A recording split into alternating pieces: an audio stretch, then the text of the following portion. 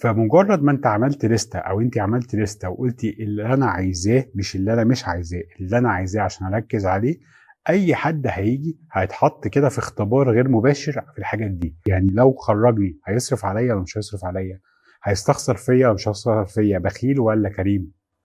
دي لما هتنزل معايا هتقول لي اشتري كل حاجه، او انا هبعت لها وما تردش عليا، او هتعمل حاجات ما انا بقول لها مثلا انا ما بحبش انت تسلمي على حد من اصحابك مثلا الولاد، ما تسلميش بالايد مثلا، تروح هي جايه عادي قصادي وتروح مسلمه عادي، وبص انا هو ما تفرقش معايا كلامك.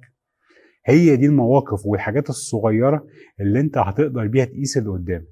ليه؟ لان انت لو عديت المرحله دي ولقيت اللي قدامك مناسب ليك، هتدخل في المرحله اللي بعديها تانية، اللي هي ايه؟ بتحطه في فريم اعلى، اللي هو كان الاول بس تعارف او ارتباط. بتبتدي تتصور طب لما نتجوز تصرفاتنا هتبقى عامله ازاي؟ هل هي تصرفاتها وطريقتها هتناسبني ولا لا؟ يعني انا اجي اقول لها مثلا كواحده لا مشاكلنا ما تطلعش بره لحد من عيلتك، تروح اول ما نتخانق تروح مكلمه وقايله للناس كلها في عيلتها، يبقى ساعتها دي ايه؟